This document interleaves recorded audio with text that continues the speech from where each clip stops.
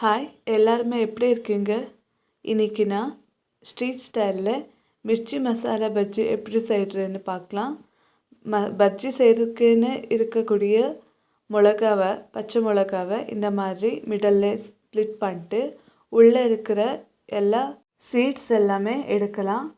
உங்களுக்கு காரமாக இருக்கணுன்னா எடுக்கிறது தேவையில்லை. இந்த மாதிரி உள்ளே இருக்கிறதெல்லாம் எடுத்துட்டு ஒவ்வொன்றா சைடில் வைக்கலாம். பாருங்கள், இந்த மாதிரி எல்லாமே க்ளீன் பண்ணணும் உள்ளே. இப்போது நான் இங்கே கொஞ்சோண்டு புளி சட்னியை போட்டு நல்லா ஸ்ப்ரெட் பண்ண போகிறேன். பாருங்கள், இந்த மாதிரி எல்லா பக்கமும் நல்லா தடவணும். இந்த மாதிரி ஒரு வாட்டி பண்ணி பாருங்கள், எவ்வளோ டேஸ்ட்டாக இருக்குன்னு உங்களுக்கு தெரியும். இந்த மாதிரி தடவிட்டு சைடில் ஒரு பிளேட்டில் வச்சுக்கலாம். இப்போது ஒரு பவுல் எடுத்துக்கிட்டு அதுக்கு 2 கப் அளவுக்கு கடலை மாவை போட்டு 1 டேபிள் ஸ்பூனு அரிசி மாவு போடணும். அதோட 1/4 ஸ்பூனு பேக்கிங் சோடா, கொஞ்சோண்டு அஜ்வானை போட்டு நல்லா இந்த மாதிரி ரப் பண்ணிட்டு போடணும். 1/2 ஸ்பூனு மல்லித்தூள், 1/4 ஸ்பூனு கரம் மசாலா தூள், 1/2 ஸ்பூனு காரத்தூள். நான் இங்கே அரிசி மாவோடையே கொஞ்சோண்டு உப்பையும் போட்டிருக்கிறேன் முன்னையே. இப்போது எல்லாத்தையும் மிக்ஸ் பண்ணிட்டு 1/4 கப் சூடாக இருக்கிற எண்ணெயை போட்டு ஒரு வாட்டி மறுபடியும் மிக்ஸ் பண்ணணும்.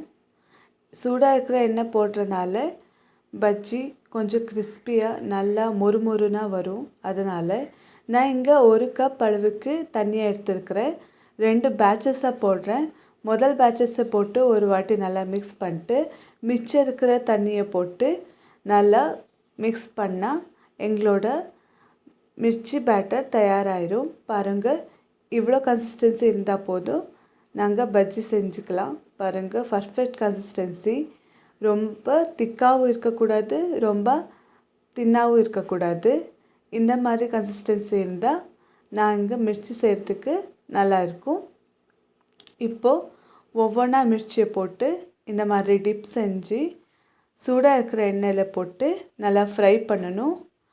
கோல்டன் ப்ரௌன் ஆகிற வரைக்கும் நல்லா ஃப்ரை பண்ணி எடுத்தால் எங்களோட மிர்ச்சி பஜ்ஜி தயாராகிடும்.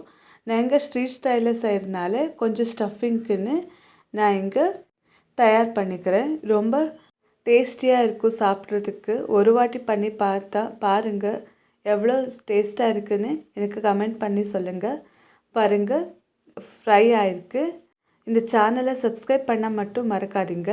இப்போது ஒரு பவுலில் 1 சாப் பண்ணி வச்சுருந்த வெங்காயம், கிரேட்டட் கேரட்டு, கொஞ்சோண்டு உப்பு, சாட் மசாலா, அப்புறம் கொஞ்சோண்டு கொத்தமல்லி, அதோட புளி சட்னி போட்டு மிக்ஸ் பண்ணால் எங்களோட ஸ்டஃபிங் தயாராகிடும். இப்போது பஜ்ஜியை எடுத்துக்கிட்டு மிடலில் இந்த மாதிரி கட் பண்ணிட்டு உள்ளார ஸ்டஃபிங் செய்யணும்.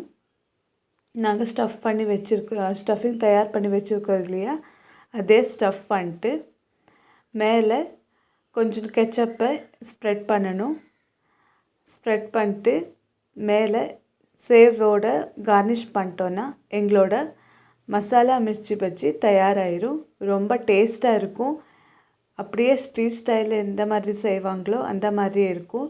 சாப்பிட்றதுக்கும் நல்லாயிருக்கும், காரமும் இருக்காது. சட்பட்டா எங்களோட மிர்ச்சி மசாலா பஜ்ஜி தயாராகிடும்.